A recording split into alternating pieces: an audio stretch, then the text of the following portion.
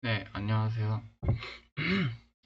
어, 이번에는 효율적인 협력과 신뢰의 원칙을 주제로 한번 이야기를 진행해 보도록 하겠습니다. 오늘의 첫 번째 주제인 이 효율적인 협력과 이 신뢰의 원칙은 어, 강의 자료에서 배웠던 것처럼 이 팀워크와 협력의 본질을 심화적으로 연구하는 주제로 특히 이 팀 구성과 이 신뢰 구축에 있어서 그 세부적인 원칙을 중심으로 그것을 발전시킬 수 있습니다. 팀워크는 단순히 이 사람들의 집합이 아니라 그 각 구성원들이 시너지를 발휘할 수 있도록 돕는 그 구조적이고 심리적인 기반 위에서 형성된다고 볼 수 있습니다. 효율적인 협력의 구성 요소들은 어, 다음과 같은데 첫 번째가 바로 명확한 목표의 공유입니다. 팀이 하나의 비전을 가지고 움직이려면 목표가 명확하고 또 구성원 모두가 이를 이해하고 있어야 합니다. 이는 팀원들이 각자의 역할과 기대치를 명확히 알게 하여 혼란을 방지하게 됩니다. 이게 무슨 말이냐면 어떠한 팀으로서의 움직임이 있으려면 그 팀을 움직이는 하나의 목표가 있어야 된다는 겁니다. 목표가 없이 그냥 서로에 대한 믿음만으로 존재하는 팀은 언젠가 혼란에 빠지게 되는데 그것이 바로 명확한 목표가 없기 때문이라고 볼 수 있습니다. 때문에 팀적인 움직임을 위해선 항상 명확한 목표를 가지는 것이 중요하다고 볼 수 있습니다. 또 두 번째가 역할 분담과 전문성 활용인데 구성원 개개인의 강점과 전문성을 이해를 하고 이를 최적화하여 배치하는 것이 중요합니다. 강의 자료에서 언급된 농구팀의 사례처럼 이 각자의 약점을 상호 보완하며 또 강점을 극대화하는 그런 구조가 필요합니다. 이런 점이 크게 나타나는 게 쉽게 볼 수 있는 대학교에서의 팀플 과제죠. 대학교의 팀플 과제에서 역할 분담이 굉장히 중요한데, 어, PPT를 잘 만드는 사람이 발표 자료를 준비를 하고, 또 자료 주사에 강점이 있는 사람이 그 자료를 분석하고 묘사하는 과정이 필요하고, 또 남들 앞에서 잘 말할 수 있는 그런 활동적인 사람이 발표를 맡는 것이 이 역할 분담에 있어서 굉장히 중요하다고 볼 수 있습니다.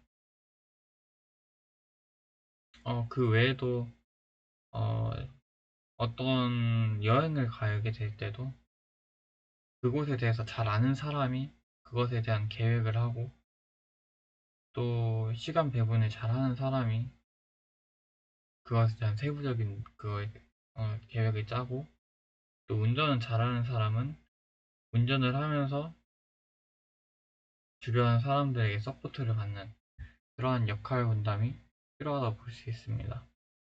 또 세 번째는 의사소통의 투명성인데 협력은 구성원 간의 원활한 의사소통을 통해서 더욱 강화되기 때문에 투명하고 열린 대화를 통해서 그 신뢰를 형성하고 갈등을 최소화할 수 있습니다.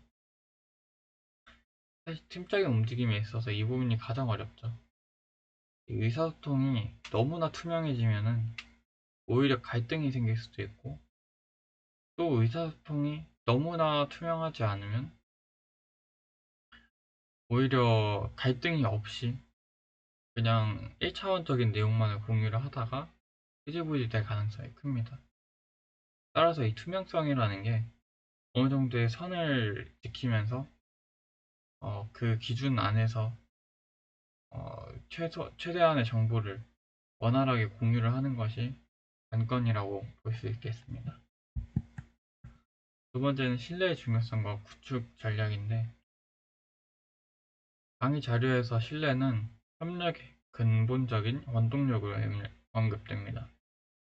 특히 팀이 강력한 우리로 변모하기 위해선 신뢰 구축이 필수적이라고 볼 수 있습니다. 첫 번째는 일관성입니다. 구성원이 일관된 태도와 행동을 보일 때 신뢰가 형성되는데, 이는 서로의 예측 가능성을 높여 안정감을 줍니다. 우리가 팀을 만드는 이유는 서로가 하나의 목표를 공유를 하고 서로 일관된 태도를 보이기 위해서입니다.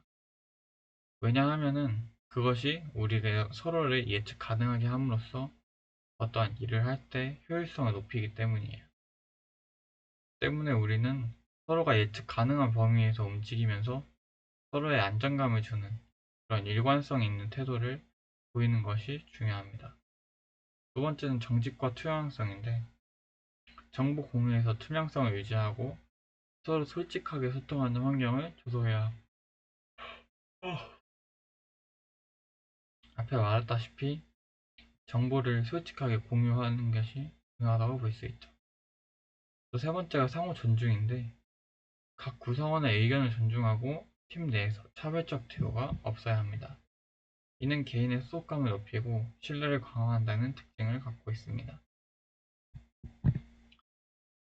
협력의 심리적 메커니즘에 대해 알아보자면, 강의에서 팀워크가 이 심리적 메커니즘을 통해 강화된다고 설명을 하셨습니다.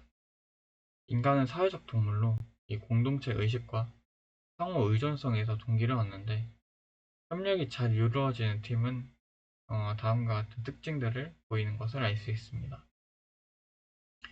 첫 번째는 심리적 안정감입니다. 팀원들이 비판받을 걱정 없이 자신의 의견을 표현할 수 있는 환경이 조성되어야 합니다. 두 번째는 공동의 성취 경험입니다. 이 협력을 통해 성공을 경험하면 팀원 간의 신뢰와 유대감이 더 강화됩니다. 그리고 마지막은 긍정적 피드백입니다. 노력과 성과를 인정하고 칭찬하는 피드백은 협력의 지속성을 높이게 됩니다.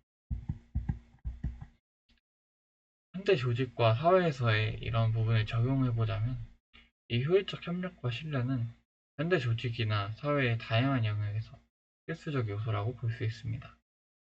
이를 기반으로 다음과 같은 실질적인 응용이 가능합니다. 우선 프로젝트 관리에 있어서 팀의 목표를 설정하고 각 구성원의 역할을 배정하여 프로젝트 성공률을 높이는 방법이 있습니다. 팀의 목표를 명확하게 설정하는 것은 매우 중요하죠. 왜냐하면 어느 정도의 목표치를 설정을 하였을 때 그 목표를 통해 팀원들이 사기를 받을 수도 있고 그 목표를 위해 달려나갈 수 있는 원동력이 되기 때문입니다. 또 각 구성원의 역할 배정이 중요한데, 이 부분은 팀의 리더가 맡을 수도 또는 민주적인 결정으로 인해서 역할을 배정하게 될 수도 있습니다.